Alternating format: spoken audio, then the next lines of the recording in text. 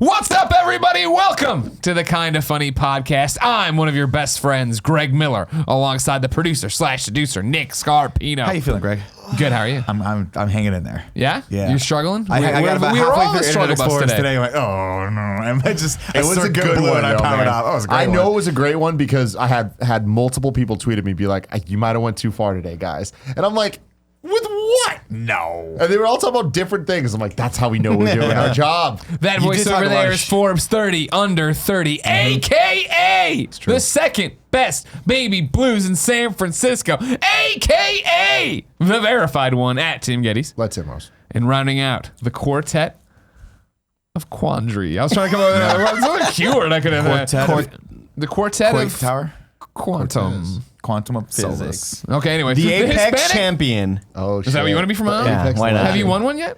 Oh my god. Oh my god. Let me tell you. The Last Apex stream, champion, 7 Andy wins, Cortez. dude. 7 wins the last fucking stream. You're the best. Tucker and Evan. Are you doing like the Sancho West thing now where you're putting up like the win? No, I should do that. I should do that. Yeah. But Tucker, the guy I was playing with, is the one who told me that he ran you through the Destiny raid. Oh, yeah. Those are good guys. Yeah, those are good guys. He's very, very talented, yeah. Oof, good wins, Nick. Where were you, man? Yeah, where were you at? I was at that place you told me to go for your birthday party that no one was at. Oh, right, yeah. No, we ended up not going there, dude. We ended up not going there. I thought I texted you, but I guess you didn't get my text. It was just a small group, dude. It was Andy's birthday last weekend, and I love how in this office there was so much confusion on whether or not Andy was actually doing a party that some people weren't invited to. No, not some people, just me. Just me. Well, they no, wouldn't fucking but- tell me whether or not But they were doing anything for Andy's birthday That's the thing that party. made it funny is that there was guests in the office. I don't remember who it was. It might have been Andrea. Yeah. Like there was people here, and they were now convinced that they also weren't invited to a thing that wasn't happening. And then we'd all be like, "It's not real. It's not happening." And you just kept going with the joke, so it confused them even more. Yeah. And they're like, "So am I not invited?" It's like, "Oh, god Yeah. damn it!" Nick somehow makes this so bad. That makes it even better that Andrea, because there's like a cliff that Andrea will go off of where she just will get so confused with what we're doing that she just gets mad at me, and that's when it's real fun. Yeah. That's when the joke. Well, is you really deserve worth it. Yeah, I mean, yeah, I do. I loved the. Keep you sharp. I loved your birthday Sharpen Twitter shout out for me, God. which was like, "Hey man, if you're hanging out, like, let me know. Like, it's whatever." And I was like, "That's just a small group. We just got like 25 people hanging out with us." Man. He's like, we're not doing anything, man. It's just like a small group of us, 25 people. Or It's whatever. just keeping it I was like, casual. cool, yeah, I'm gonna stay home, probably drink some Riesling, but I could come out too. I could come out. I was like, "Nah, I'll let you know, Nah, man. you're good, man. You're I'll good, hit you up if like we go somewhere else." was like, cool. That's yeah, the thing man, about yeah. KFAF. It doesn't end when the cameras go off. You know what I mean? It rolls on Twitter and Instagram and anywhere you clowns are talking to each actually other. starting to get a little surreal at this point. Yeah. You know what I mean? Like I'm starting to feel like I don't know if Andy likes me or not. I don't. You know, or you can like me, whatever. Yeah. It's cool. Man. If you didn't know, ladies and gentlemen, this is the Kinda Funny podcast. Each and every week, 4 best friends gather on this table, each bringing their lives to the table to talk to you about their lives at the table. If you like that, go to patreon.com/kindafunny, where you can watch us record this show live. You can be part of the show. You can get it early, ad-free as a video and MP3. If you got no bucks to toss our way, though, no big deal. You can head over to youtube.com/kindafunny or podcast services that Friday and get the show. New, free, chock full of fucking ads. And if you don't like it, suck it. You know what I mean? What do you? Well, I thought you were So doing ready. around the globe. Oh, yeah. I like Got that. wrong. Fucked up. I love it You when know you what do I mean? that, man. God, it gets me going. Does it? Yeah. Fucking rock hard. You know what I mean? Tables Housekeeping for you. Don't forget the Kinda Funny World Tour rolls on. We just had an amazing time in San Francisco. I'm sure we're bound to talk about it today. But we're coming to Kansas City on March 30th, then New York on April 6th. Of course, from there, Vancouver, London. That's it. Got them all right. Cool. Get the full rundown at kindafunny.com/events. I already said that. Then today, thank you to our Patreon producers from January. Stick with me. Drew, Ernie. You know he's coming. no. This motherfucker's coming. Kurash Javazi. Yeah. James Davis, DJ Kento, Burt motherfucking Meg, Mark Greenman, Patrick Higgins, Gabe C, Pizza Burgers, Ramiro Gonzalez, Mike McLaughlin, Ty Moore, Willie Lopez, Ty Smith, Kieran O'Donnell, Dom, John Totlin, Sam David, Drew Garnier, right? Because I said like Garnier Fructis last time. Yeah, you did. But is it like Garnier Fructis? Yeah, exactly. No, it's just gardener. It's just Sounded out. Parker, Luckenbach, Eric Metzung, and Devin Holbrook. I'll have you know, Burt Meg, because I haven't communicated with you at all since your name put me into hysterics for 2 hours last week. I woke up the next morning, and I'm in the shower, as I often am, going over every regret I have from the last 24 hours. Tons of them. Lots of them. Lots of them. 3-hour shower. And I was like, when I get to work, I need to go into the Patreon roll. I need to find Burt Meg's email address and hit him up and just give him a heads up of like, it's nothing really about your name at all. It was just caught me off guard and I got the giggles and then it just became a thing, right? Did no such thing. No. So imagine you're Burt Meg. You're driving your Ford pickup F-150 through the back roads of Tennessee. Is it a cab, extended cab, or what? Oh, yeah. I was Okay, going to say. Windows are down. You got your old bloodhound hanging out the window. Ears flapping in the wind. You're having a great time. You listen to our podcast. You got a straw hat on and a dirty wife beater. And you're just fucking having a great time. And then it's fucking your name. And I can't hold it together. Yeah. And why? What do you think? Right? What does he exactly. think? Is he? And that's the thing is like, I think if it would have happened once or twice, Burt Meg would have been like, that's pretty funny. Greg's got the giggles. The fact that like 2 hours later I was making callbacks to it and still in hysterics. No, more important than that, the fact that a day later, when we did Fast and Furious in review, you randomly brought it up out of nowhere with no context, laughing at it to a thing that nobody had seen yet. Besides live people the people watch it live. Yeah. I'm just saying, like, Oh, man. we're missing out right now if we don't make a Burt Meg t-shirt, all right? For a second, Andy? you started, Spitball me some Burt Meg ideas, all right? You know what I mean? you started this whole thing off and you started unzipping, you unzipped your like, hoodie I was and already I gonna thought be you in had it? a Burt Meg t-shirt on. No, I was I like, wish. God, that is fucking, that's I think dedication. we could just sell a shirt with Meg Turney's face and put Burt Meg, and it'll be all these worlds colliding. Will she allow us to do it, though? Well, here's Yeah, the she deal, all would. right? She Stick wouldn't with care. me, all Okay. right? Take a picture of Meg Turney. All right? Okay. $signs for pupils, right? And then her teeth make them say Burt. Like, just weird white, you know what I whoa. mean? And then she'll be like, Streetwear. it'll look bad. And she'll be like, I don't even want to. You just gave me the look of like, I don't like this. I don't want it. She won't claim it. She won't have anything to do with it. You know what I Yeah. mean? And then there you go. This is your first full week in the studio of 2019. That's correct, yeah. And you are already in such rare form. I'm this is mid-season it. form. Greg Miller's Kind of funny back. 4.0. People have been saying how great the shows are and everything else. We've just been great, and Killing I it. feel great about it. Oh, yeah. Today, though, I'll tell you, somebody too big for their britches. Well, first off, before that, today we're brought to you by Hymns and Movement, but I'll tell you about that later. Instead, I'm going to start by telling you somebody too big for their britches. Kind of Funny Games Daily today, right? We're wrapping up the show. We've had a great one. Adam Bankhurst came and killed it. Kind of Funny best friend, works at IGN now. And at the end, I bring this up. This is my first full week of 2019 in the office, and what a big deal this is. And I said, I'm excited to work with Barrett for our first full week together. And Barrett's like, well, because he always does that now. He just yells in the back because he's learning from Kevin. Yeah. And I go, Barrett, let's get lunch. Let's get lunch this week, a one-on-one lunch. And he just goes, maybe. Yeah. And it was the least enthused he's sounded about anything at this fucking place. I'll be honest. In the entire, maybe. Leave the mic off, Kevin. I don't think that Barrett. Turn the mic up. Barrett had approximately, I would say, like, this is a liberal thought. I would say he had 30 seconds of excitement to work here. And then it's just been malaise. It has been a general malaise since he got in. He's like, I really don't care going about through you the people. motions, yeah. No, not that. He's still doing his job, but like when like Is like he still doing his job? Because he I had see one tweets. job. Tweets are going he had up. one fucking job Oh. on Internet Explorers. Oh. And no. Oh, All you you had mean to he do already started shit in the bed is with wear that shirt? Facebook algorithm shirts. When we were making the show, he's like, Tim, I have an idea for a bit. Every week, I'm going to wear my Facebook algorithm shirts. I have so many of them. It's been 6 weeks and he's out. maybe much weed, today's Facebook algorithm shirt was hibiscus. They wanted just a floral pattern.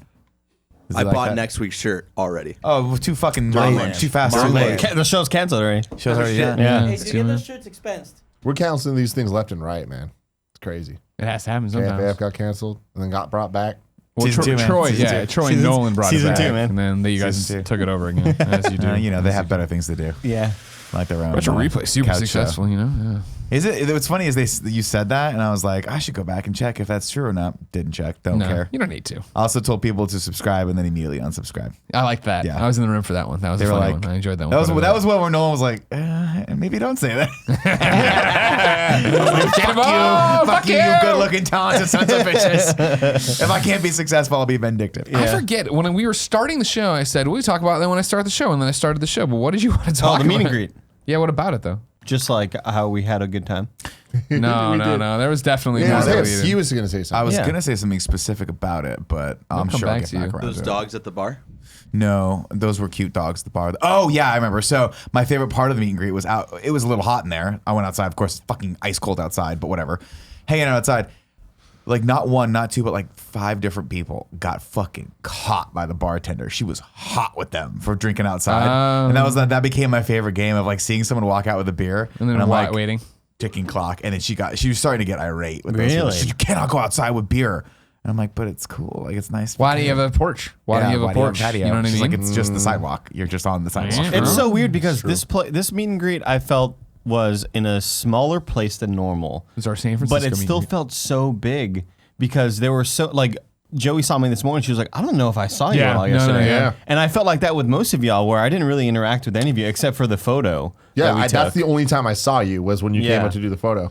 Yeah, But hey, I just showed up for that. What I was Peace going to out. tell you, if I could have talked to you yesterday, and I couldn't, of course, but I was going to tell you today, rings true today as well. Like, I'm glad to see you getting use out of this Arizona Hoodie. impulse buy hoodie. Yeah. You know what I mean? It's amazing. Thanks, The man. At first, you dedication to didn't it. like it, and now you've come around that you like it, and it means Well, and lots I to think me. it's becoming the thing now where I just want to buy very sort of weird colors that I'm not used to. I like that. Did you where- buy anything at the? You should buy it every meet and greet.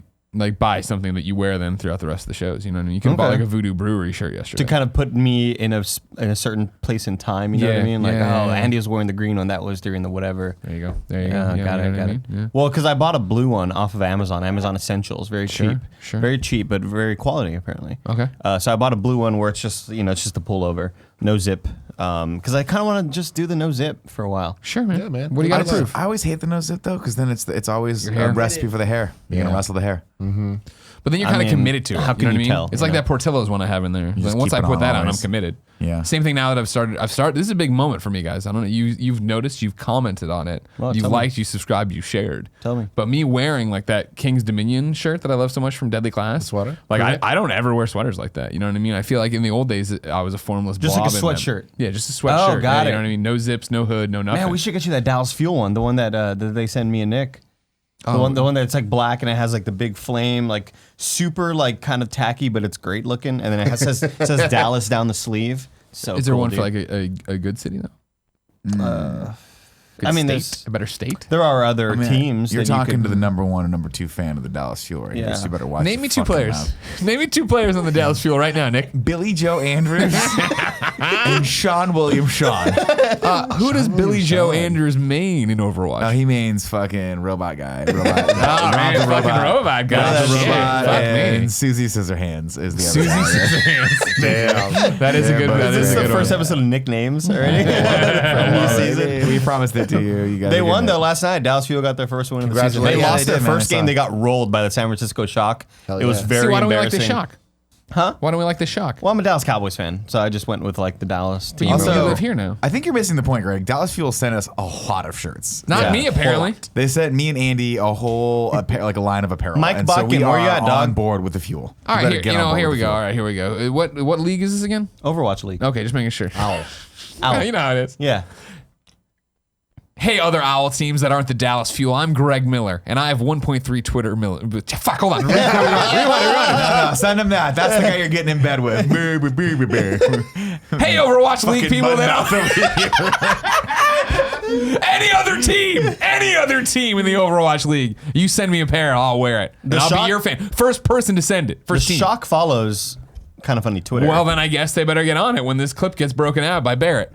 but dude, you want to follow? I mean, Dallas we Fuel, already man. established that We're all Barrett in it has been together. Do you Don't want wanna a get in for fun? 2 First weeks. off, we're all in it together, you say, as you point to just Nick. And I'm here, and I was left out of it. Tim's a huge Dallas Fuel Tim, fan. come on. San Francisco, Shock. What are the colors? Oh my. Okay, San Francisco Shock is black and gray, or orange and gray. Okay. Guess what Dallas Fuel Is it is? black and blue? Bunch of different blues. Okay, okay. Light blue, Sorry, dark blue, Greg. black. Hold on. Don't sell out that quick. We can Yeah. figure this I out. mean, So the it's Fuel the sent me a Fuel. shirt that's like a Steven Septic shirt, and I feel cool when I wear it. Septic. Yeah, you look really cool when you wear it too. I know. You look great. It made the closet. Wow. Here we go. I Go know. to go That's to. huge. I'm here. Huge. Oh, there we go. Okay, so we could also be in the Boston Uprising. They're blue. That's dope. The Dallas Blue is your blue, though. But I won't Boston lie. is like blue and like a weird yellow. Now the Not Houston cool. Outlaws kind of look like fallopian tubes. They Yeah. do. So we got. You want to bring this up, Kev? We're gonna send you a link. I'm Kev. sending you a link right now so that this is. This is my favorite episode so far. We're talking about. Kevin, tummy rub. Why are you saying that? All right, we'll save it. This is it. This is us Here we go. choosing Here we our go. Here we go. teams. Yeah, you guys are already Dallas Fuel. Yeah. And again, I'm fuel through and through, baby. Tim, Yeah. what I'm saying Through and through. is, Yeah. Burn blue. where Burn do blue. we want to be with them? Period. You know what I mean? I mean, I get that is an Okay. interesting What's Okay. this? What's point, this but- finger So- blasting one? I kind of think KFA might like Give me a this. scroll That is- down to the finger That's blast. the GANGSHA Spark. That is Oh, that's pretty great. that is dope. Their That's a dope colors- logo. Johnny Ace might think that might be the best. Can thing, you 'cause you finger open that in blasting a new good time. tab, Kevin? Because you could see like the full colors. My favorite colors, the GANGSHA Spark, have a really great. What's up? I'm with that. No, it just loads real slow. Oh, Unless does it? it was like mine loaded real slow. Oh, Just weird. click on it. Just click on it. See what happens. Oh, there we go. See, I'm There somewhere we go. between the Charge and the Spark. The Charge have a great color. It's sort of like the aqua with different Yeah. blues and I stuff. like the simplicity of their logos, by the way. It's almost like they designed them to be on apparel. Oh yeah, And I for sure. respect that. Like the Florida Mayhem, that's a dope logo. I guess this isn't The working. bomb What with the hell's the, going on? The spark is dead. Can you the go back? spark I is want to out. see San Francisco. San Francisco Shark. The Shock. Their logo looks like the SoundCloud logo. Oh my God, the panda logo's dope. Okay, the Los Angeles Valiant are pretty cool. Ooh. The San Francisco Shock's pretty sick though. That's a but dope Oh, it's the logo. bridge too. So with the that? bridge with the rad. audio shit is pretty. That's fucking pretty That's fucking pretty rad. nasty. First off, Kevin, It looks scroll a up little like a thank you. comb, Stop right though, there. like a No, pocket no, no. comb. Perfect, Kev, right there. If you're cheering for the Paris Eternal, get the fuck out of here. Dude, Paris Eternal's really good this I don't year. care about that. Look No, at this. Look that at this. logo's Look at this hoity-toity fucking bird. No, but I'm better than here you. on guys- Madison Avenue. It's an infinity sign. It's it's the For infinity Eternal. sign. It's a cock. And That's It's what it is. clearly a It's chicken big that fat thinks cock, it's dude. better than me. It's It's a smart fucking logo. chest out. I'm better than you. Walk on your fucking corpse cock. That's what it is. Vancouver Titans, they have something to prove. That's too aggressive a logo. Yeah, I don't Washington like. Justice is pretty I don't good. like Washington the. Justice is I hot. love blue and green together. I don't like the blue and the green that they chose for Vancouver. The Like, Toronto Defiance dope too. That's a dope logo. if they went with the neon green that the Seattle Seahawks use, like that super, it's called Action Green is the actual name of the Oh, color. shit. Then they should have done that.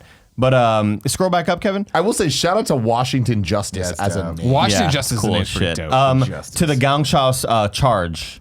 If you can you open the GANGSHA Charge? I mean, that didn't work last time, but Oh, I'll well, give you- it another shot. There we go. So they open. See, look at their colors. Oh, that's freaky. Their I colors like are that. great. So I guess the Yeah. Spark team is the page that's broken. So Now, see, here's what I'm looking at merch now.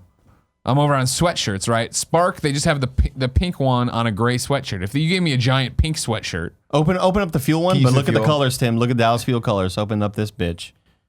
I mean, look at that, dog. I mean, that's Yeah, I that's mean, pretty good. That's pretty good. I'm a And it's- I'm a bigger fan of the the hashtag is burn blue. GANGSHA or whatever. I'm telling you It's right now, burn dude. blue. Burn blue. I'm telling you, man. Fuel through and through. Fuel through and through, dog. Come on, doggy dog. Give me Can you go fuel, to give the me merch fire. page, Kev? Give me that which I desire. Exactly.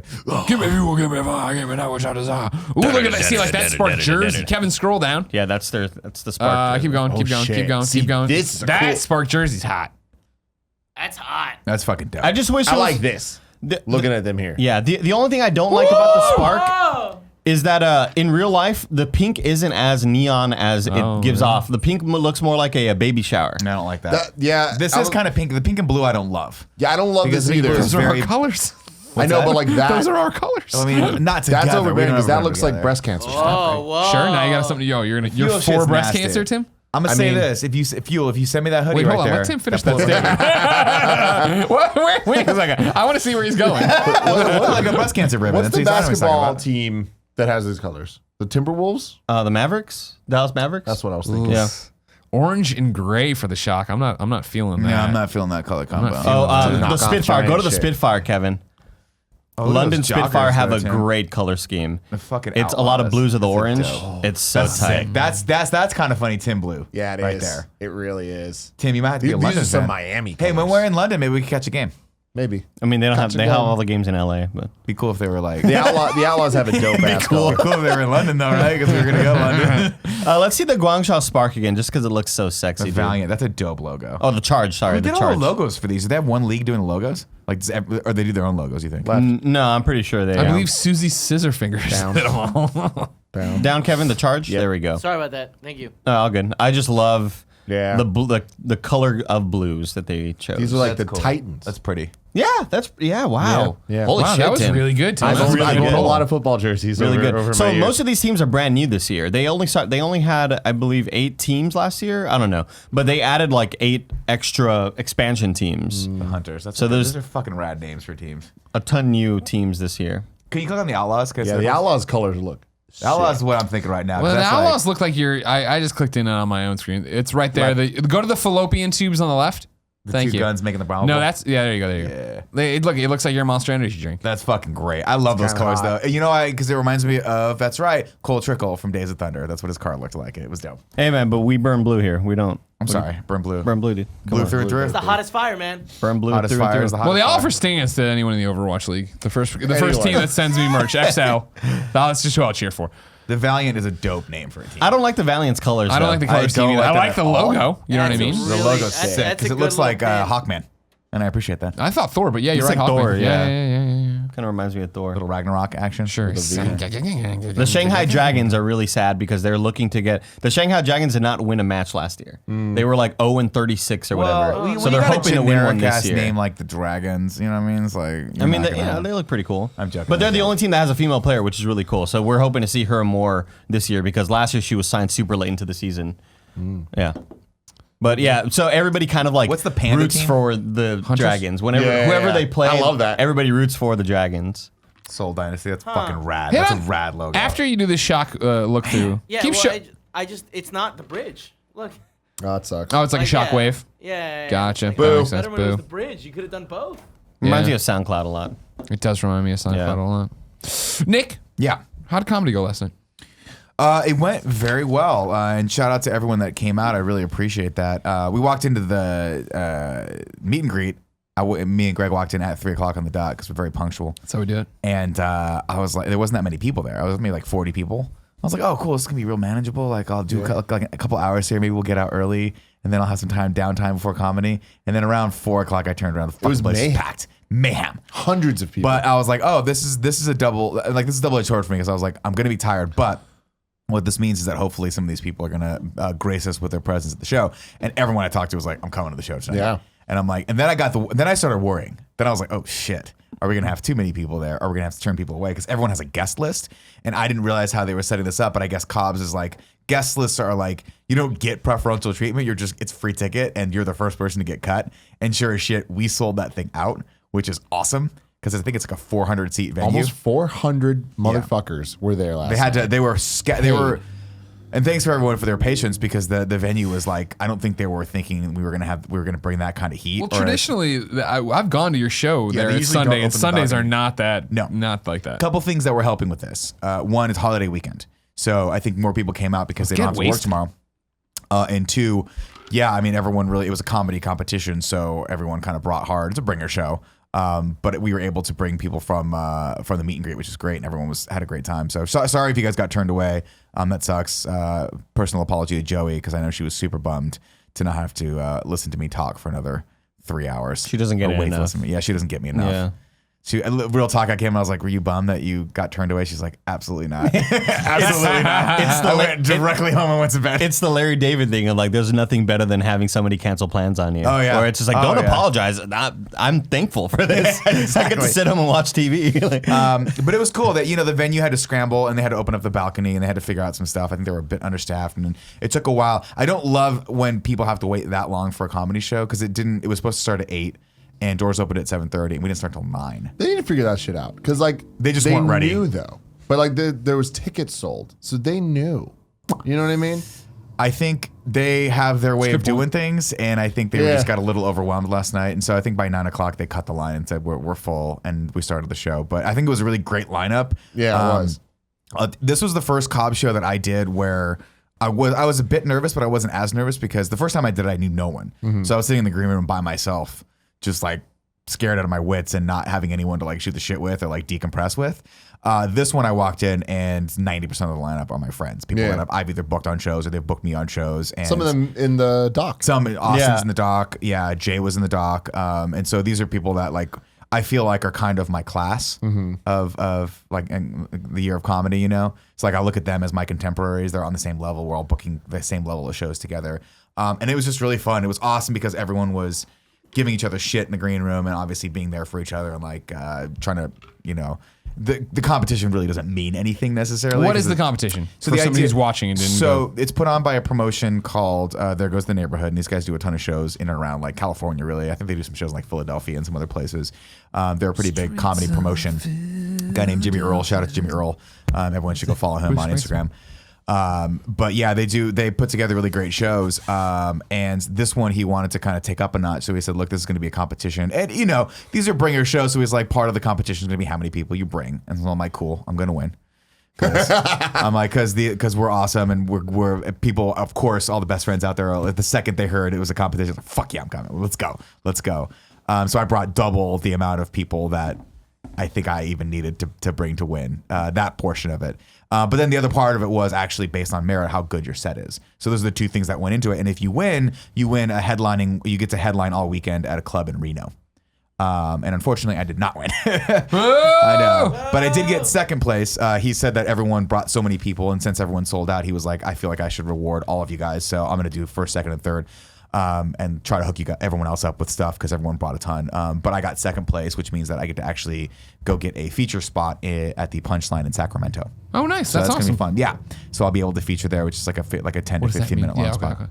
There's the way it is features are the ones that go on right before the headliner, and then the headliner usually gets the most amount of time. Gotcha. So if you go and see like a big show with like Burt Daniel Kreischer Tosh. or Daniel Tosh, right? He'll usually bring a feature act, someone to warm up. Do Gotcha. like 10 minutes up top and then introduce him so he's not just coming out Sure. and like I have to a a cold question. audience. Where is Sacramento? Sacramento is Great about question. 2 hours north from here. And North. Oh shit. Okay. yeah, so it's I always thought it was south.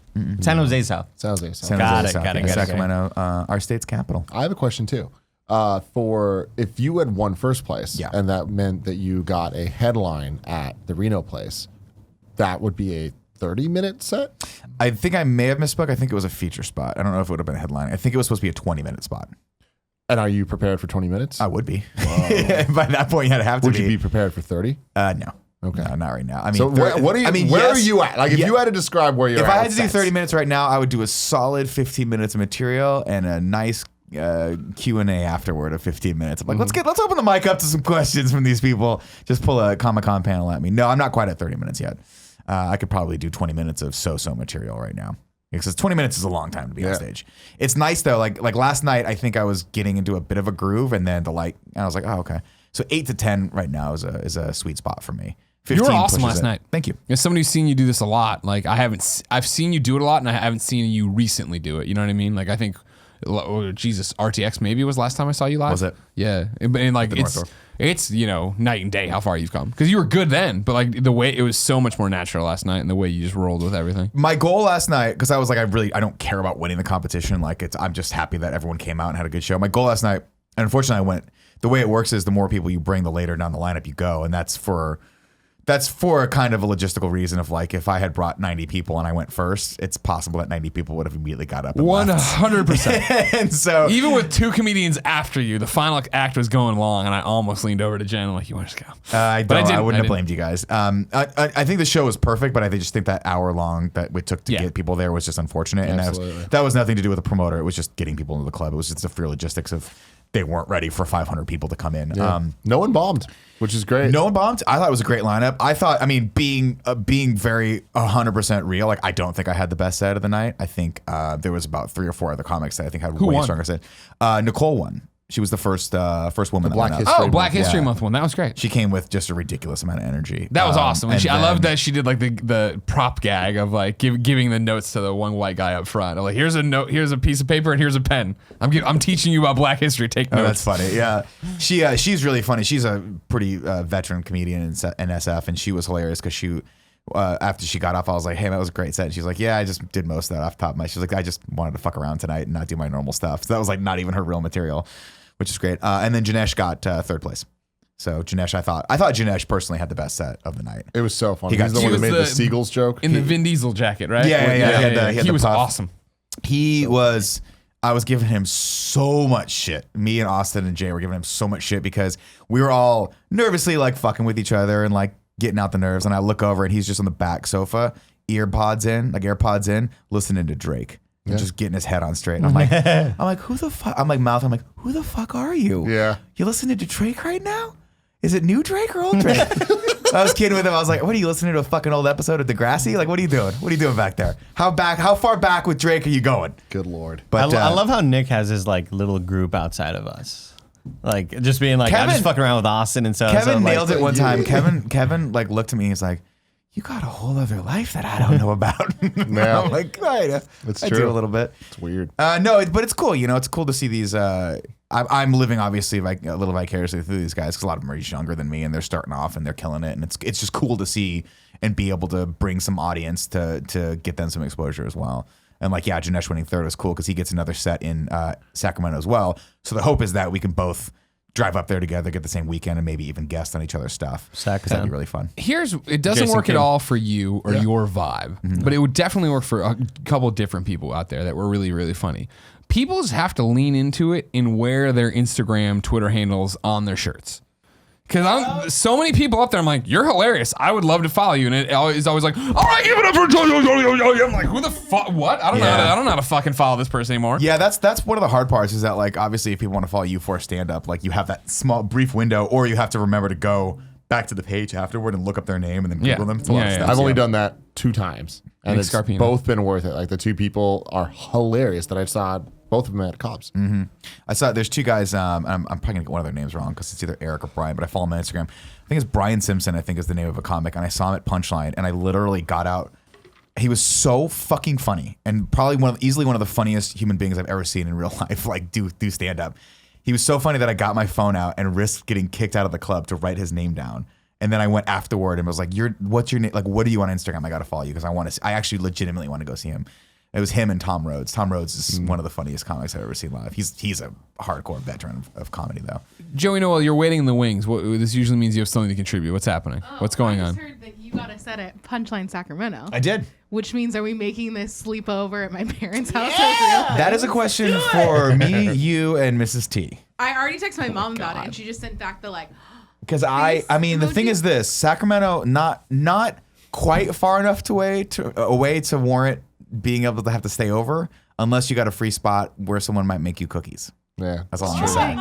So if everyone wants to get in the car, brownies. and you guys don't have to go to y'all don't even have to go to the show. Sure. I know Tim will go. You go back to Mrs. We'll T's house, drop- start cooking, and I'll bring all the comics back and we'll party. Perfect. Okay. We'll How's drop that sound? Andy off at the golf thing that you like. Oh, Top Golf. Woo! Yeah. Kevin, you want to go? Yeah. Kevin can go. I love the shooting with idea my of a dad. future where I It'll have be to a whole drive to obscure cities in California, and you guys come with me, but you don't go to the show. We all get out of the car and just scatter to the winds. Oh, it just cuts to Greg, and he's at an Indian casino, just betting big on blacks, smoking cigars and shit. Having a great time. man. It was great. I loved the turnout. I loved seeing Cobb's be that packed with our people, obviously. That was really fun, and I look forward to doing it again. I look forward to maybe going a little higher in the lineup because that number 9 spot that I was at, which is really number 11, tends to be like I get scared of that spot a lot because people like I've been in audiences where it's 2 hours in, or you've already been sitting for almost 3 hours, and that last comic hasn't. It's a little bit of an uphill battle. Yeah. So especially when the place was that packed. It was packed. Like it's never been that way, and it's like usually people are just sitting at the tables. They're not sitting in the rows in between the tables because that's super uncomfortable. I got stuck so close to D.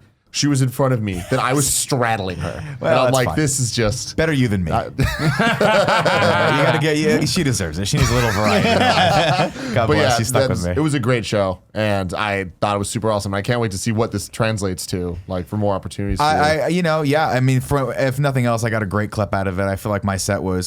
My thing is always like I want to obviously have the best set like imaginable and possible, but I also just don't want to shit the bed. Like the thing I didn't realize, and thank God I didn't realize it, was when the lights turned on. Every comic that I know in SF that wasn't because Punchline was. It's a holiday weekend, which means that normally people would go to Punchline on Sundays, but usually when it's a holiday weekend, the club's so packed that you can't get in. So if you're a comic, you have to sit outside, which means that everyone goes, what else is going on in SF? And they all came over to Cobb's. So the lights turned on, and like every comic I know in SF was there, like, hey, good job. That's not great. like, and I can tell. Everyone always says good set. Yeah, like yeah. everyone's always very like, you're never gonna tell someone you shit the bed, you bombed. Sometimes if someone bombs really hard, you just stay away from them. It's like a pitcher that's pitching a perfect game, but the opposite. But like people are like, good set. And And I like that. You know, I was hoping to just make sure I kept the energy up for the headliner and didn't shit the bed. And I think I got some good laughs. Almost got an applause break, which was nice. Oh, yeah. And, yeah, it was just good. That was great. I thought what you did very well was the crowd work stuff, and I feel like that's where your set focused last night, which you don't normally do too much of. But no, but I'm trying to start my set with engagement, like engaging with the crowd, because I feel like what I'll do is I'll watch a lot of the other comics, and if they're not talking to the audience, especially if I'm going later in the lineup, I'll come out and immediately be like, no material, I'm talking to you right now. Like almost like a panel, wake people up a little bit and go like, at any point I might come to you, so pay the fuck attention. And then I'll go into my material and try to pop out and come back to those people that I talked to. I thought you did great at that. And for everybody at home that's wondering when the documentary is finally going to be able to be seen, when? They deleted March it. Oh. 20 seconds. Yes. March 22nd. Rooster Teeth 1st. It's going to be Rooster.com. There's going to be a free 30-day trial for RT First. It's going to be able great. to sign up and watch. Yeah, and if you're in Cannot Montana this weekend, we are doing a screening at the Big Sky Documentary Fest. You guys can get tickets there. I'll probably, I think the Kind of Funny Twitter account's tweeting it out. I tweeted out already as well, so if you follow me on Twitter, you'll see it. How excited are you to go to Montana? Very. Yeah? Have you ever been? No. No, I have not. Somebody last night, I think it was DJ Kento, was like, have you been to Montana before? And I was like, no, but I know it's going to be cold. He goes, have you seen the movie Wind River? Where the guy like freezes to death at night? No. He's like, that's Montana. And I was like, oh shit. Is that where the Red Rocks are? I don't know. It's Colorado. No, it'd be called The Red Rocks Theater, Yeah, Amphitheater, yeah. or whatever? Yeah. It seems like it'd be there. Seems like it'd be there. Evidently, it's I like feel 2 you on degrees. that Yeah. for some reason. Yeah. But it's not. No, I'm excited because I love small towns, and B, it's my first real time going to a film festival with a film. So that's cool. What percentage of your material from back in the day are you still using? Like, have you like One joke, my closer. One joke? which is Okay. the Uber joke you can hear in the trailer for Got waiting it. for the punchline. Got it. And that, Okay. even that, I'm trying to punch up a Have you little thought bit. about retooling any of the older ones? Yeah, Red There's Rock a- Canyon in Vegas. But that's not what he's talking about. What are you talking about? The Red Rock Rocks Theater. Amphitheater. It's an outdoor theater that Incubus dope as performed shit. at with like this one of the Incubus DVDs, and it's like the background is great. It's just Jefferson County, Colorado. got it. Yeah. Not. I mean, I go back every once in a while and try to retool the stuff, but my style's changing a little bit. Right. I'm getting a little bit more storytelling and a little less like set up punchline.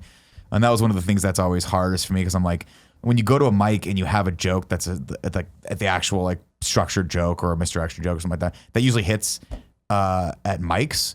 But when you're in front of real audiences, I think they respond differently. I think they respond a little bit more to like Janesh's style, which is a little bit more story. Like, I'm going to just tell you some funny things right now that aren't necessarily 100% punchline. You know, like his pigeon stuff and all that stuff is like, it's more just funny visual guy or like just creating that imagery in your brain. So I mean, that's the thing. Like, he went off for about 3 minutes about seagulls just being pigeons with toxic masculinity. Yeah. And it's like, that sentence alone is funny. It's funny. You know, and it like goes back to what we were talking about. I forgot when, but it was just like, funny words are funny. Yeah, And like putting and- them and- together, like that alone gives you bonus points. and you just everyone put has words to have their around. style. And I'm trying to play around now with building a little bit of tension in some of the jokes. So I have jokes that, you know, like it's a safe bet that if you can get a punchline in every like Tony even says in the documentary, like 25 words or less of the punchline, then you're going to be good because you keep the energy going. But there are some people that'll just sit on a setup for a long time. And then it builds the tension of like, oh, this payoff better be fucking great. And then when it's great, you get a really big laugh out of it. And I have a couple jokes like that where it's like, I'm just going to set the story up. So I'm trying to screw around with that a little bit more too and just have some fun. Because when you can get 10 to 15 minute sets in, the audience gets used to you and they go, oh, we're going to go on the ride. This guy doesn't have to make me laugh every 5 seconds, Absolutely. you know? But it's all a work in progress. So then, now it's just the Nick Comedy Podcast. That's fine. When you're backstage, are you talking to people or are you just strictly listening to who's up there right now? Both. Janesh actually, you know, if someone like Janesh and I have a really good, this is Janesh Rollin, by the way, if you guys want to follow him on Twitter, I think it's at Janesh Rollin. He's really, really funny. You know, he asked me, he's like, hey, you know, we have a very good back and forth, similar to like Tim. I'm like, hey, watch stuff. Like, I know Tim's going to watch and give me actual feedback. And like, it hurts, but I'm open to it. And so we do that for each other as well when Tim's not there. I'll be like, watch my set. Let me know what's like. I forgot. Otherwise, Tim comes in and cleans house on both of you. He just houses us like a fucking box of Cheez-Its. Yeah, I haven't seen you since RTX, but I feel like even at RTX, based on or compared to the first time that I saw you, the first few times was very blah blah blah blah blah. But anyway, like you were kind of doing the I'm a stand-up comedian thing. Yeah. And it's totally changed to the point where I was talking to somebody last night where I was like, man, I remember the first few times watching it thinking like, man, he's actually good. And then seeing you go up for a second set and having much more material than you had prior.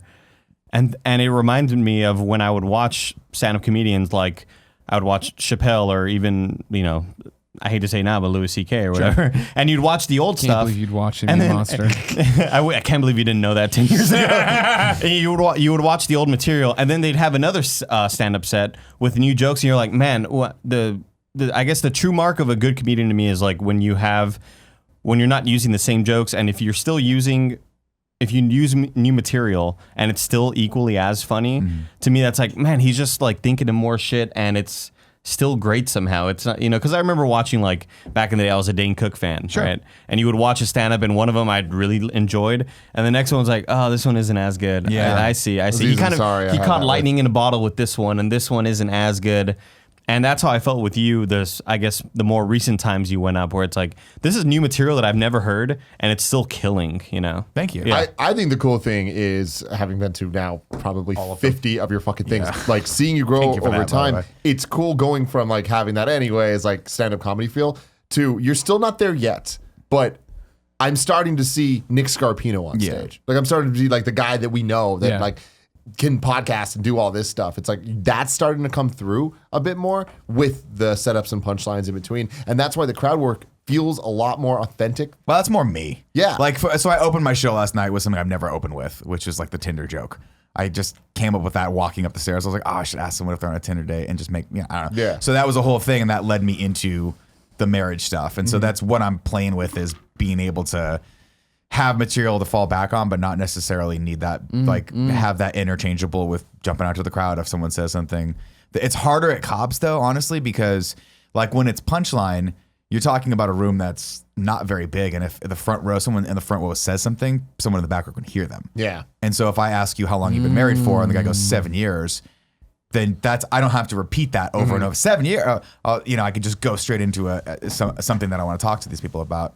And it feels more like you're having a conversation. But with a 400 seat like theater, you're not. If you're the 4 rows behind them. I mean, is not hearing we them. were Yeah. 6 rows behind, and like we couldn't. I asked a woman last night. I was like, "How long have you been married for?" And she was like, "Let's see, 20 something." And she started to trail off, and she was 5 feet ahead of me. Yeah. It's just because the room the audio just goes and dies. Yeah. So it's you have to, and that's something I'm still learning is like. With Cobb's, the first time I did it, I reached out to Drucker. I was like, "You've done Cobb's, right? Like any like pointers or whatever?" And he's like, "Well, Don't do it. It's career suicide. Stop doing comedy. You suck." No, he was really cool, and he was like, you got to remember that it's going to take an extra like millisecond for your jokes to hit the back row. So give your punchlines time to breathe.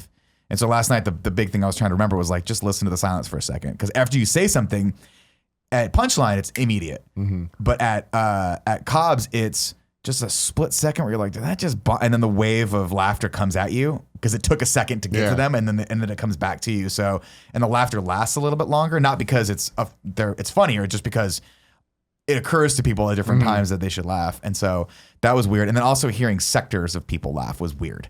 That's a weird, like the right side was really lively. Yeah. And I don't know what the fuck was happening with the left side, but it was dead. They were just like, we are not having this at all. So it's just stuff that throws you off. But no, I mean, like, obviously it's the same when you'll go to do panels, right? Like, I'm sure you get nervous when you do Hall H, but then you get up there and you're like, let's just have fun. Sure. You've already done the prep.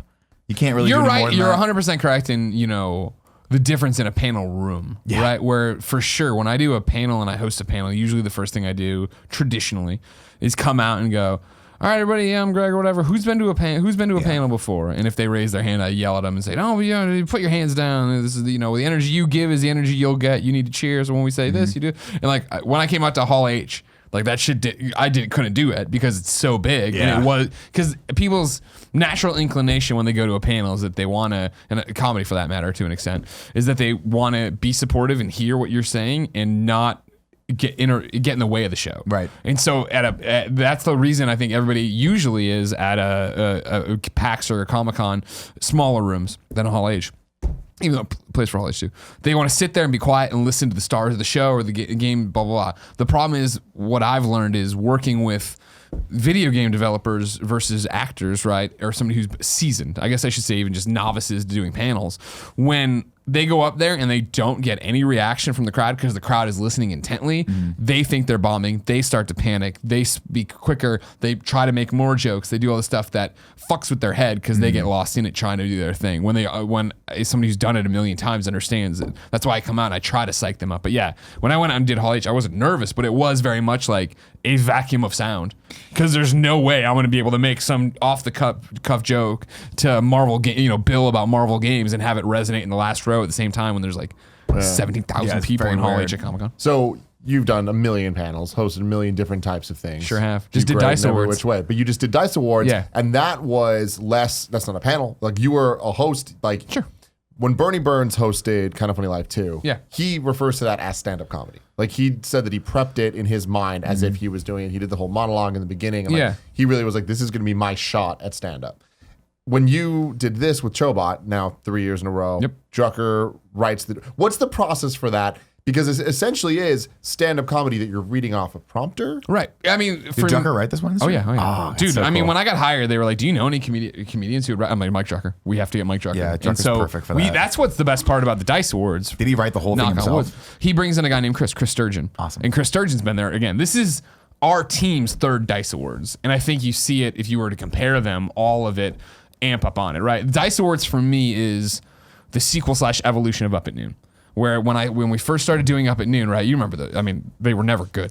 But like you remember how bad my original monologues were and joke deliveries were because it is such a different way. You watch Seth Meyers or Jimmy Fallon or whatever, anybody who wants to come out and do their opening monologue, and it is such a different setup and punchline and the way to speak and the way to do it that I struggled forever, I'd say the entire time with Up at Noon. And I got decent at the end probably with it, of trying to figure out how to do it. But even the first Dice Awards, I feel like that was, you talking about, you get nervous when you do a Hall H or something. I don't get nervous for panels anymore just because I've done them forever, So right? many times, yeah. But Dice Awards year one was nerve-wracking. Not nerve-wracking, but I had nerves, which it's always that funny thing of like, oh, I haven't felt that in forever, butterflies in my stomach, right? And because I remember like, It's a little bit of a different thing for exactly, sure. Yeah. that was the biggest thing. I remember at MomoCon 2014, before we broke away, because I went to MomoCon once on my own and then brought everybody the next year for Kind of Funny. MomoCon 2014, I went out there and did the Last of Us panel with Troy and Ashley. And right before we went on stage, Ashley was flipping out. And she was just like, "Are you not nervous?" I'm like, "No, like this doesn't do it for me." She's like, "Oh my God." I'm like, you're in TV shows and movies and video games, like this is the fun You gotta part. remember You just shit. go out there and talk. That's all you have to do. Sure, man. It was like that at Questions you can PSX too. Yeah, exactly. And but it's because you don't do it, right? And so yeah, Dice Awards year one was like, oh fuck, like I don't, because it was that last second thing of like, oh man, we could be Mr. Caffeine. We could go out there and I totally fuck up a joke and it does become a meme and it does become this thing perpetuating, right?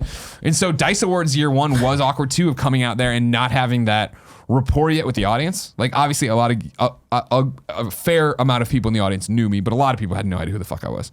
Game developers, heads down, doing their thing. Maybe they, this is 2015, so it's right. Like I understand it sounds crazy, but we were just breaking away from IGN, so for anybody who wasn't a PlayStation developer, they didn't know me super well. Like PlayStation people knew me from 8 years of covering them.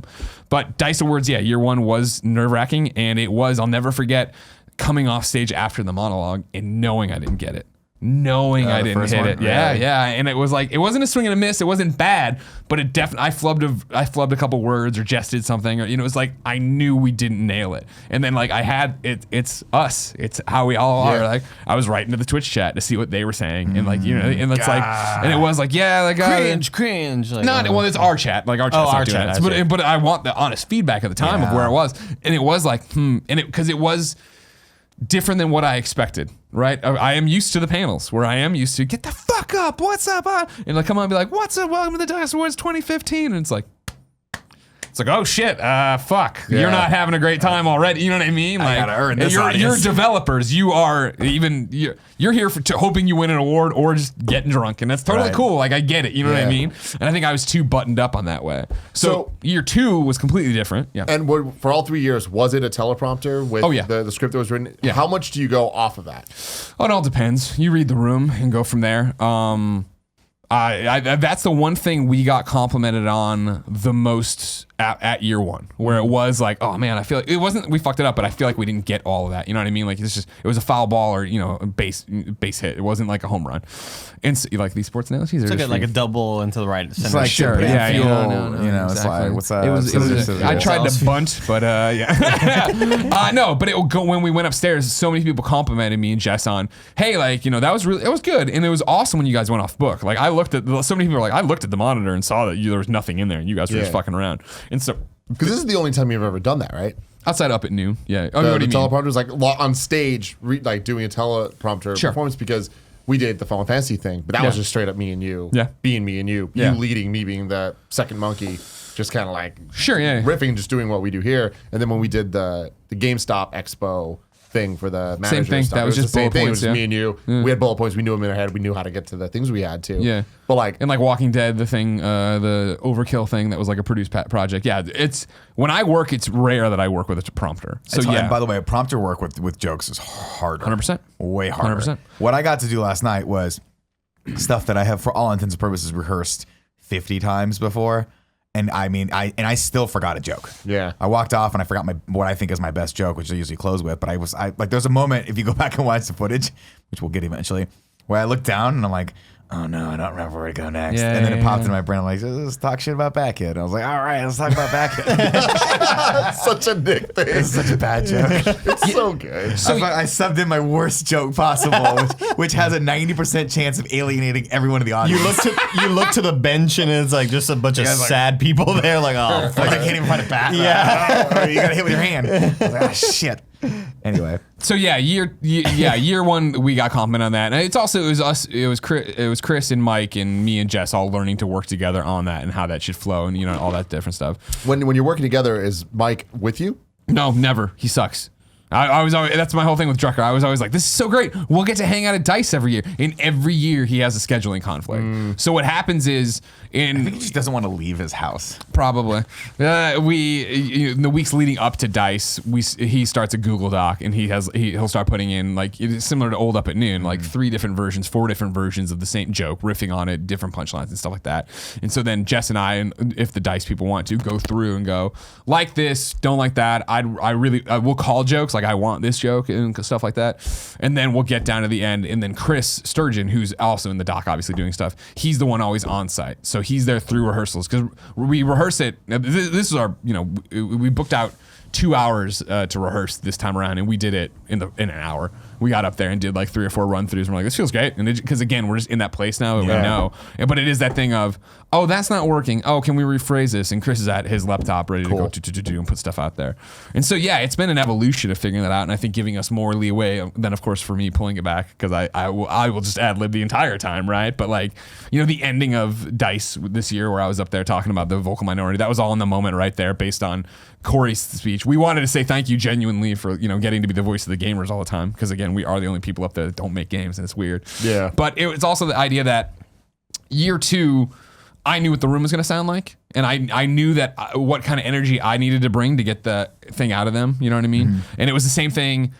It was funny. In year 1, people were like, "Oh my god, no one is laughing. They're terrible, and the room's terrible." And I was like, "No, people are laughing. It's just not as loud as you hear." But they were quieter than you Than get year little 2, we giggles. had a really good one. People were still like, "They're dead." Year 3 this year, people were still on our subreddit like, Dude. it was bad." And Greg was gonna say it's the room. It's just how audio sounds. And I'm You like, got to get them to mic it. Like no, it is mic'd. It's the thing. Is they like, got to mic it better. Like well, that- then you like, start getting you're gonna get Sean Layden talking shit to people. That's maybe I don't Yeah, know. but the thing about that would it- be feedback I would give them because it totally changes the Read of how it read is. to, or else don't stream it. You know what I mean? Yeah. Like that's the thing. It's like if you're gonna stream it, That's you interesting need, feedback. You need to hear that, or else it makes you guys look bad. Yeah. Yeah. In knowing what the room was after year 1, year 2 was so much better. We knew what we were doing. Year 3, I think, was just it being perfected in terms of our performance and working with everybody in the crew, and then also the audience knowing what they were getting. Because it's every year at Dice, I hear a horror story about years past hosts of like how they didn't know what they were talking about or this, that, blah, blah, blah. And it's like we're not that. Obviously, we're Yeah. engaged. We know it. Like the jokes, I think. make more sense coming from us because you realize, oh, well, Jess is doing Nerdist News, I'm doing Games Daily or everything else and being a pundit to it, right? Yeah. And so, yeah. Great fucking jokes. No, dude, Drucker killed it, this year. dude. I can't. I just respect Drucker so much because I know like I know the persona of who he is, and also much of who he actually is like self-conscious, anxiety-filled human that can't stand human interaction. But to have the confidence, like, I mean, for any writer really, but just like the confidence of like, I'm making a Google Doc. These are all things that I think people are gonna laugh at. Yeah. Like I think that still takes like so much guts to to want to be a writer for a living. Like it's just, I feel like that's why I have so much hesitation doing anything, because I feel like I would never want to force comedy or force a joke that I don't think is there, and for them to just be like, no, this is gonna kill. Like just. That's so crazy to me. And that's the thing about it is like, both Mike and Chris have like no ego about them. So when we do come in like, this isn't funny or we want to change this or blah, they're like, oh yeah, sure, no problem. You know what I mean? Yeah, like I've never had them fight for a joke in terms of like, we didn't like it, but they're like, no, you need to do it. And then granted, I think part of that is too that we believe in them so much, right? Yeah. They cut a joke for me this year. I ad-libbed one during rehearsals and we're like, that's perfect, let's use it. And then then Mike wasn't in the room. So when it got back to Mike on email, he's like, you can do this joke, and it is understandably hilarious. Understand people will misinterpret it and turn it around on you and try. And I'm like, I'm not gonna do that. Like, it's not worth it. Like, you know what I mean? Like, fuck it. It doesn't need to be that thing. No, do you want to hear it though? Yeah, I want to hear it. Because again, everybody knows me. This is our audience. This is a completely different thing. You're talking to a guy who's literally. I'm always the one of us that has a match over a fucking pile of gasoline. This isn't I'm always like, let's go. Let's go drive it today. Literally, this would be the most clickbaity headline switch, but somebody could have done it, or not even clickbaity. Someone could have totally misinterpreted it, especially if I'm watching the Dice Awards. I have no idea who Greg Miller is. I don't know what his personality is. I don't know what he stands for, right?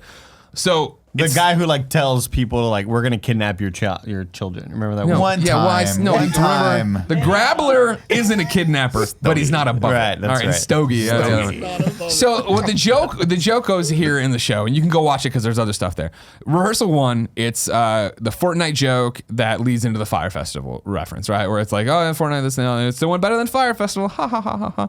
And then it was into God of War stuff from me. Jess did the Fortnite stuff into God of War stuff from me, and in rehearsals, Jess, and you're talking about like how much is ad-libbed, right? Like during rehearsals, Jess and I will just riff off of whatever we want to and see if it works and keep going. And so there we did a riff, and it was me talking about Ja Rule, which actually ends up what we still do there, but it's way shorter. But we had a really funny conversation about Ja Rule where she's like, I feel like he got a run, and then I'm like, did you see both documentaries? He's arguing again. Like we had a real conversation, and everybody's like, that was great. And then rehearsal 2, we tried to do it again. It was like, oh, didn't work again, and we're not going to script this, so like whatever. And so it became. Well, we liked there being some kind of bridge there and some kind of joke before it just not awkward, but it turns back over to Greg. And so we all sat there like, what Fire Festival joke could we make to end cap that or that I could make then move over? And so we're all sitting around, and finally it dawned on me, and I'm like, I fucking got it. And they're like, what is it? And I'm like, you've seen the documentaries? I'm like, yeah, of course. And I'm going to go. So it's Jess, and it's Fortnite. Lisa went better than Fire Festival. Ha ha ha. And I go, and speaking of, please tell me everyone is enjoying the water. I worked really, really hard for it. That is awesome. But oh my God. Very specific. Exactly, and that was the thing. You get it? You get it. And that's where we all have this conversation of like, oh my God, and then somebody's like, I don't get it. It's like, you had to watch the documentary. It would make, and it was like totally one of those things. That's like, a great joke. We were gonna do it, and I was gonna hold, a great joke. and then get the whole like from some people and other people not getting it. I would punch it like I sacrificed a lot. And so it was just funny. please tell me you're enjoying the water. I worked really, really hard for it, right? And let that go and blah blah blah. And everyone in the room thought it was hilarious. We all thought it was great. And then so then I got an email back in my hotel room though from Chris, and he's like, hey, push it up to Mike. And Mike, again, everyone thinks it's hilarious. We can do it if you want to, but someone is going to push back and think that you're making fun of gay people. Like that's how it's going to get boiled down to. And I'm like, no, I'm saying I suck dick for the water. You know what I mean? But it's totally not. But I was like, I mean, I can understand that, but that to me is about three jump to conclusions removed. Of course. And I get Mike's job is to absolutely make sure you're having the most entertaining show and not offending people, obviously, because obviously, and this is what I always say, right? The job of the comedian is always to entertain and not to offend. The intent is never to offend. Right. If you're making a joke, it's always with the best intention of like, well, we're making fun of something, we're just having fun. Well, and I think the other thing about it and what resonates well is, again, you don't know me, fine, but also not to offend. a lot of our jokes about the video game industry this year were biting as fuck and really hard Offensive to developers for sure. in the fucking room. But again, you come in with the understanding of what that is, and it's like the White House Correspondents' Dinner, right? Before the president stopped going because he's a coward. It's like, hey, let's go in there and have this thing. It's where a roast. Exactly. It's a roast. And so 100%. it was a weird left field turn of. Want to know a secret? You a bitch. You a bitch. Out of the blue, it was a weird thing to then take a swing at this guy in the Fire Festival. And I don't get me wrong, I'm obviously telling you the joke. I'm not offended, and everybody gets it. Yeah. It's just the idea of I didn't want to. My main thing was. It wasn't Kind of Funny live. It wasn't Kind of Funny period. So it's like, I don't feel like for the Dice Awards ruining the night for some people, the Dice people, right? Of like, that's going to be something people talk about because it would be not a dog pile, but it would get circulated real quick if it went the wrong way. Absolutely. If somebody did misinterpret it and wanted to try to make it into a mean thing. I think you made the right call. Maybe. And I then- mean, I would say, I would agree with Tim. You made the right call just because it's so far off the basis Right. of what the night's jokes were supposed to be about. Yeah. That it's And it's also not a joke that a lot of people are going to get. There's Yeah. going to be 5 people in the audience that go, oh, fuck. There'll be more of That's that. not a joke that gets a laugh. That's a joke that gets a In a similar That's vein, right. That's what I like. Similar vein though, we cut a joke about Diablo Mobile. Because it was like the day after all these layoffs at Activision Blizzard. That was such a serious thing that we were like, cut off any references to it in there, any Activision Blizzard. Like, it's we fair. don't need to kick them while they're down right now. Yeah. And not them as much as, their staff and people. And who like are looking for jobs now. Exactly, right. Yeah, so there was no that's- reason to go into That's it. respectable. Tell Nick your E3 joke because it was funny. Oh, I put it on, you follow me on Twitter? It's on Twitter. I do. This was my thing. Again, I'm sorry, I do spend a lot of time on Twitter trying to Yeah. convince Andy to invite me to parties, though. Kevin, do me a solid. Actually, go to my Twitter and find the video there because this is something I want to actually call into the conversation we're having. It'll work for audio listeners too. Okay, give me 1 second. No problem. And you're gonna have to dial back a bit. It's my favorite joke. It would have been the day after Dice, so Friday. So it I think I was put it up. 800 tweets ago. Exactly. Sorry, everybody. I tweet a lot. But to get us there, to bridge the conversation. For what year one, I didn't feel like we hit it. Year two, I thought we fucking got it. And this year, it was like such a grand slam. And I feel this joke is the best example of it because of my delivery of it, right? Like, you guys know me. Obviously, the audience knows me. I tend to speak very quickly. And it's because I'm making my point and I'm sprinting my wheels and I know where I'm going. But I have heard since Podcast Beyond episode 1, slow the fuck down, dude. Like, I can't keep up with you, yada, yada, yada. This is one where I felt like my pacing was on point. There it is. Or that's actually one more down, Kev. Sorry, I stopped you too early. That's one more video down. Keep scrolling down. You were perfect. I stopped you. There it is.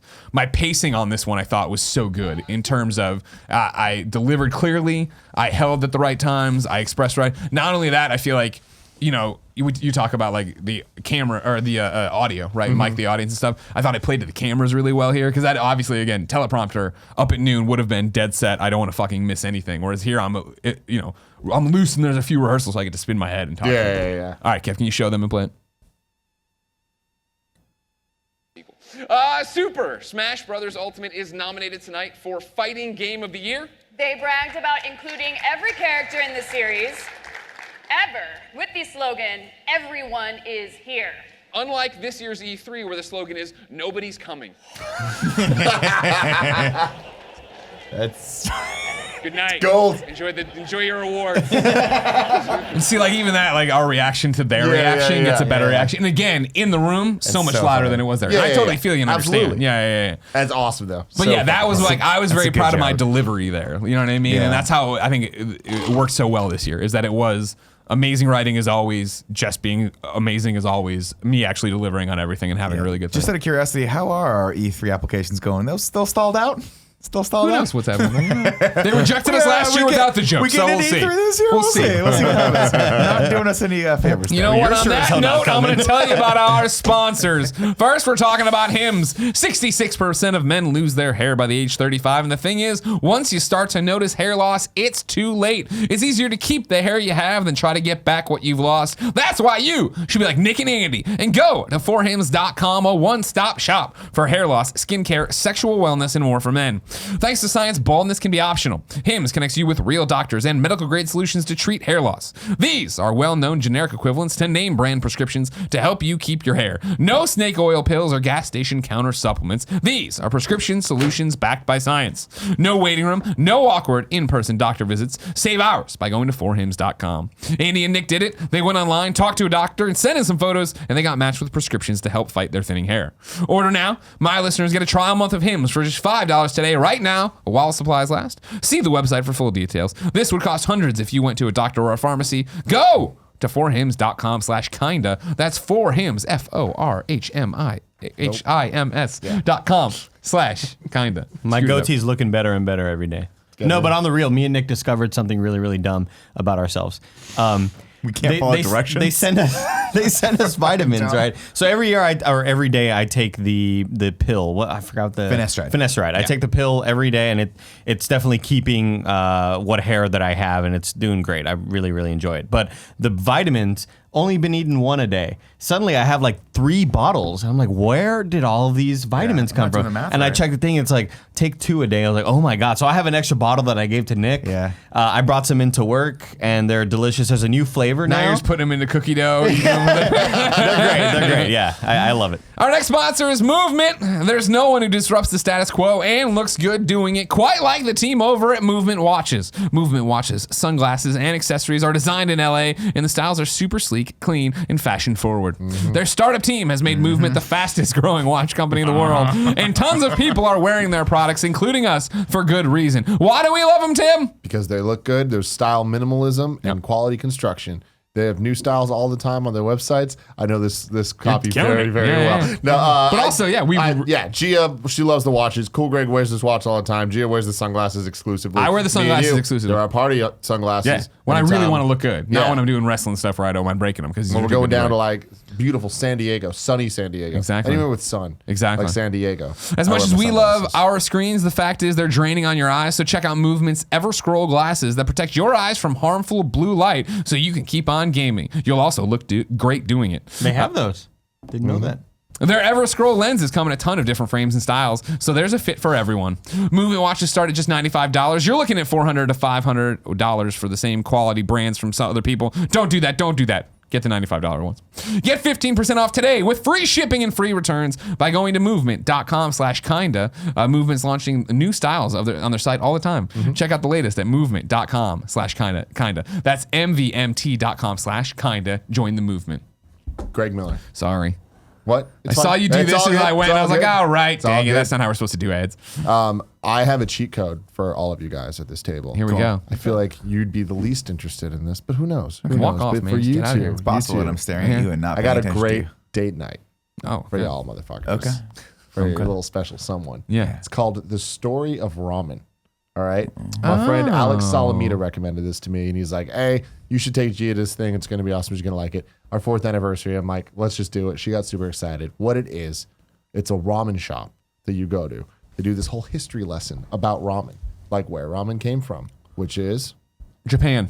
China. Fuck me. Yeah. I'm sorry, Kevin. So if you guys go, you can like be a little teacher's pet. And Oh, yeah, get tell me that all the right. answers. Yeah, exactly. How many noodles are in a bowl of I just want to impress the hell out of them. But so they go through 50 noodles. They go through this whole history thing, and then you actually make the ramen yourself. Yeah. They teach you how to make it. They teach you the differences Kneading between it, the types of noodles and all proving that it. stuff. Yes. It's- And then you get to eat the ramen. Didn't prove. Then you get to eat it. Has And it was improved. cool. It was a fun little experience. 2 hours in and out. How was the ramen? Mine was not that great. Where is it? It's 'cause of you? But that's because of me. Okay, Where's what'd you this do at? wrong? Down in San Francisco somewhere. Okay. Mission, yeah. 24th and Mission. But it was super cool. Gia's was way better than mine. Yeah.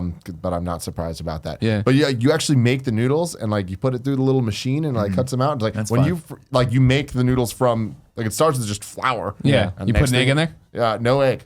There's a whole bunch of different things that make ramen noodles special. I'm not going to give away all the secrets. Yeah, don't here. give away the Sure. secret. You guys. Story of ramen. Come see it in But your Story city. of Ramen, it was a cool experience where I was just like, this. I'm not a chef. You know what I No, mean? by I'm any not, I'm not a means. cook by any Same means. here. I'm just a cook. But it was super straightforward and simple, and like it was a perfect date night. So great. You can buy a bottle of wine there. Oh. It was overpriced. Sure, of course. We did it anyway. Yeah. Sure, naturally. But yeah, It's your it was 4th anniversary. it was Live a it lot up, of fun. you know what I mean? But yeah, it starts Live as just ramen, and then you put a little bit of water in it, and there's this like special type of oil. You put it in, and then you just start like you just mix it all up. And it just gets so sticky so quickly. And I was like, this is insane. You have to put it through the machine like 10 times. Yeah. And eventually it is like hard to rip. And I was like, how the hell did this happen? And that's the secret of ramen. How does this man. digest in my Gluten. Yeah, and that's the thing. I was like, this is weird that I'm about to put this in my body. Yeah. And then I did. But See, yeah, that's the thing. It's like it sounds great. I'm definitely gonna do it. That sounds like right up Jen and I's alley. But whenever I make pasta with Jen, because this is not something I ever would have done before her, right? Because it's right there for 95 cents in the grocery store. Yeah, Done. easy. If I want to get fancy in the refrigerated section, they have the fresh one. You know what I I mean? grew up Italian. I've been Italian my whole life. Never once seen anyone make pasta in my household. Jen wants to make it all, not all the time, but when she wants pasta, we make the pasta most of the time. And it's just what a load of fucking bullshit. It's so much work. yeah. All Not the worth folding, all the sticky, there's flour everywhere. She's got we're moving in separate tables to put things through. No, thank you. I don't want this at Renting a all. new apartment Get for some another room. fucking Progresso pasta. Exactly. Just throw it in the Bertoli thing. or whatever. Yeah, that's what it That's is. the thing is the classic Greg and Jen story is when we first started dating, she was like, all right, I want to make a gnocchi tonight. And I was like, okay, cool. And it was like one of those Gnocchi. Gnocchi, yeah. Gnocchi. Yeah. Did I say it? Gnocchi, Gnocchi. Gnocchi. It's like an Enya, right, on the beginning, kind of. almost? Similar, yeah. You got a G and an N right there, gnocchi. Yeah. Anyways, and I was like, okay. She's like, do you want to make gnocchi? And I'm like, yeah, sure, whatever. I'm fun. We're dating. This I'm is cool. fun, we're Whatever. dating. Yeah, sure. And she's like, it's gonna take a long time. I'm like, how long could it take? Don't worry about it. You know what I mean? And 45 minutes in, we've gone. In the beginning, I started doing it when you roll them in your hand. I would go gnocchi, and it was very funny. And I kept doing that over and over again, right? And then 45 minutes later, I was not saying gnocchi anymore when I was done, wasn't funny but it was anymore. finally fucking done. And we had him there, and I was like, oh, thank God. Eat 'em in And- 5 seconds. And Jen's like, all right, cool. Now onto the second batch. And I was like, what the fuck are you talking about? Kill me And now. she removed she's like, here's the other half of the dough. And so it was another 45 minutes of rolling these fucking things. My hands are all dry and like this. It's like, yeah, no. No thanks, Key. Nope. Yeah. Key. Yeah, you know what I Nope. mean? No and then we fuck had them and they were yourself. good, No but like, way, come on, Key. man. No fuck The yourself. ramen took forever too, so that's the key thing there is they kind of do it like a cooking show where it's like it would actually take like 12 hours to do it right. With But then the they sauce bust and stuff. out the already- They bust stuff out. And they're like, pretend you did this, or like there's certain steps that they Sure. skip over for like it to be a fun experience for people that don't give a shit. But they do have extended long classes if you want to do the advanced. I don't want that. Cut it with your hands yourself, like type No. shit. Nah, put it through a machine. That's why I man. went to Marufuku Ramen this weekend for my birthday. And it was it a lot of fun. was the best. It was a good party. It's a great party. A lot of people there. Yeah, I A know. lot of people. Well, I showed mean, up. just the right amount.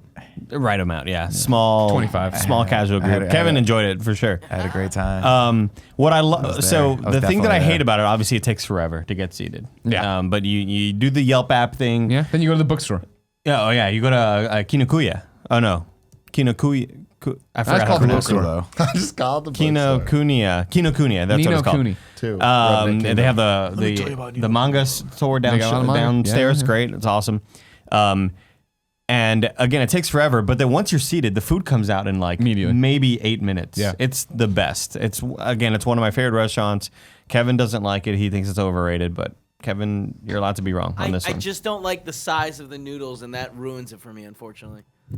And I feel differently from there's that other really popular ramen spot, the one that has the Michelin star, the one near O'Farrell downtown. It is. I don't know it, I Andy. forgot what it's called, but it has a Michelin star. It's like the thing that they always show off about. It, at one point, it was the #1 Yelp reviewed ramen place. Marufuku overtook it. This Good reason. the broth at that one place I don't really enjoy, but everything here at Marufuku is like I think they do everything perfectly, dude. You get the extra noodles, way too full afterwards, to the point where I was like, let's just walk around a little bit. And then like we walked to the place, I was like, let's keep walking around because I don't want to get into a moving car right now and sitting down. Like I want to keep the movement going. It's like swashing movement your watches. stomach. Yeah, Yeah. exactly. But yeah, Marufuku is just hands down my favorite ramen spot ever. Love it. Ramen's great. Ramen is great. You know what I mean? Spectacular. I'm a ramen fan. No, you're not. You're a liar. I just don't eat it. I have been eating a lot of carbs lately, though. I'm glad. Let me I'm tell glad. you. Yeah, man. Get Hell off yeah. it. You know what What I a mean? beautiful world. you This guys live Wednesday, in. it's gonna be wild. What's this Wednesday? KFF. Oh, right. We're Carb doing day? some You fun with carb Well, it Andy likes to make me do two things during KFAF that I've noticed. A little striking trend here. He likes to blindfold me. You're not gonna be blindfolded. and he for likes to this. feed me carbohydrates. Gotcha. In the form of sugar and processed flour. Tell me what it is. Give me the tease. What is he Uh, gonna do? we're gonna- When people live won't spoil it for He's people. gonna be ranking all the flaming hot snacks.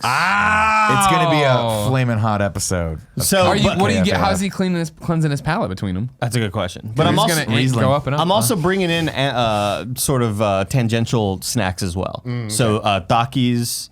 I'm bringing in Jalapenos. turbo Hot Cheetos and flamas. Takis. Hot Cheetos and Takis. I'm going to ask you a question. Will there be some sort of twist? Will there be twists? Those Frito twists I've been seeing all over the cool kids are eating now? No, so Frito Twists, barbecue? the only flavor they come in is honey barbecue.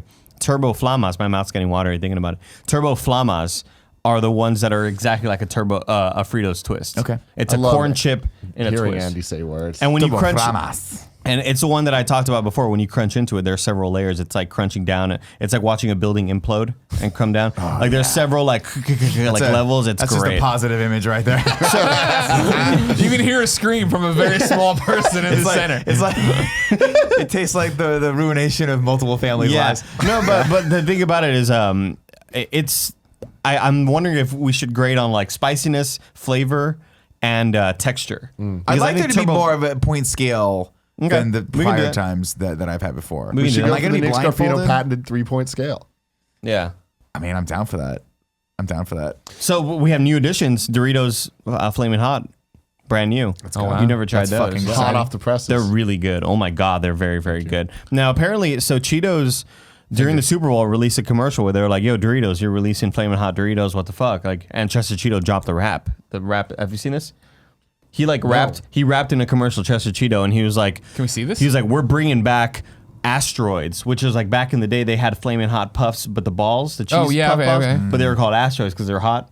And apparently they're bringing those back. Damn. But it's like at this point I can't wait any longer. Dude, Like we need I'm to do going to this tell you episode. about this right Can we now. watch the Chester Cheetah rap? Can you bring it up, Kevin? They'll claim the video, right? Whatever, take it. figure it out. Here's the thing. I don't like this because I love Doritos and I love Cheetos, and I don't like the fucking idea that they're Doritos, fighting. it's a weird rivalry. It's right? weird. But I feel like it's okay? like a friendly rivalry. Well, Like, here's they're all where helping I'm each at. other. Here's why I don't No, like Chester it. Cheetah did not seem happy in this rap. Obviously, 6 years ago, Doritos reached out to me and said, "Nick, you should try to win the Super Bowl commercial." They did. and I They did did. 3 amazing Super Bowl commercials on my own private channel, and they have blown the fuck up.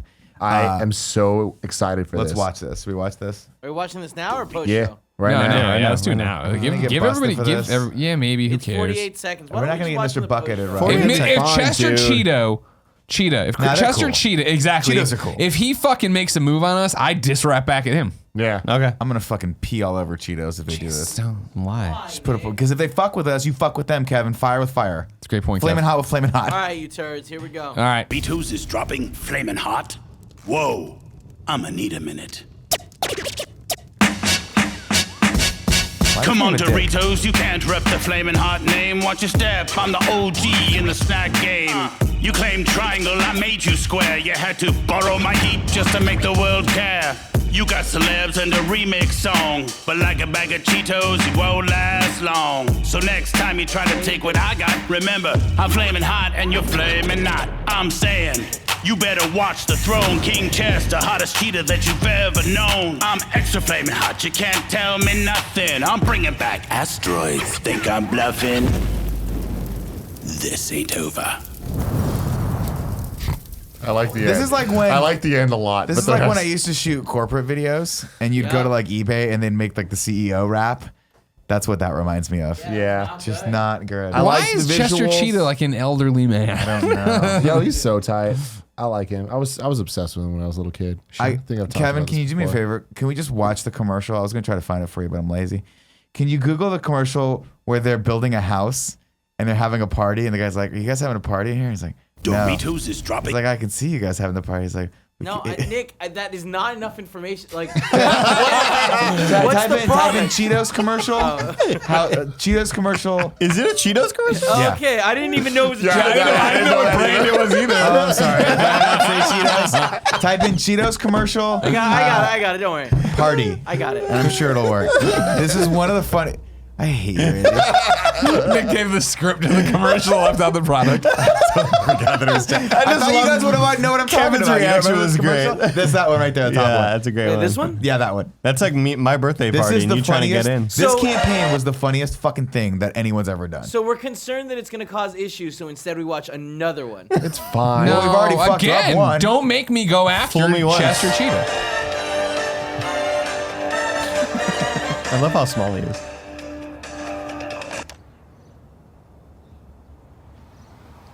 You guys having a party?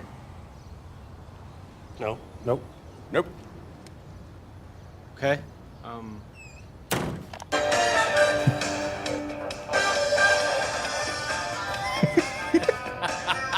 I can totally see you. Yes, we know. Yes, we know. That's what I like the best. That reminds me of your shit Yeah, so me too. much. Me too. Chester so Cheeto much. is totally like fucking Picard. Shithead. Yeah, yes, we know. Yeah. Like it's. Was he always an old British man? I don't know. Well, in this, For a because while, they he did was this just a campaign drawing. and they did a bunch with this style of character that I thought was just so the fucking funniest thing ever. That is this was like great. the Old Spice time. Remember the Old Spice Yeah. guy was Yeah. the thing, and everyone was like, "Oh, really smart commercials are in," and now they've just gone back to stupid, colorful commercials.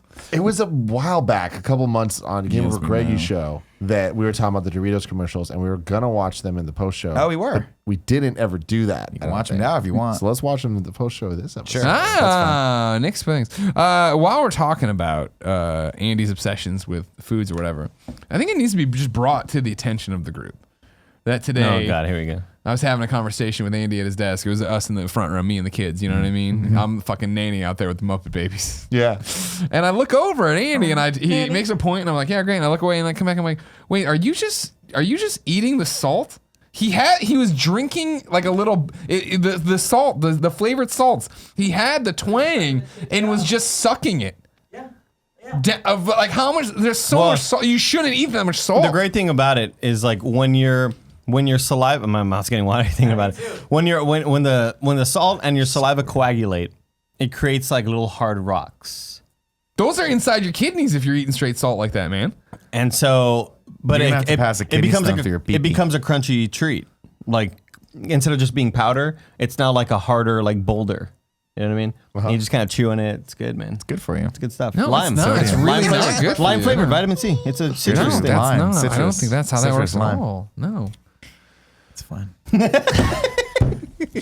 You should know something's wrong when Kevin's in your corner defending you. That's true. Yeah, That's if Kevin definitely agrees true. with you on a food item, then you've lived your life wrong. Yeah, when he gets up and like gives me the the thumbs up. Oh, he's doing it. Oh, here he Yeah, goes. get it, Kevin. Oh, well, see. I don't like when I can hear the- Here's the the thing. chair He did the shift. thing where he licked it and put it on his hand and then licked it, right? That I'm better with than bottoms up sucking this fucking No, but it's not salt teeth. It's not coming out at the amount. Oh, it's getting watery. Think about it. It's not coming out at the amount that you're thinking it does. It doesn't pour out like a liquid.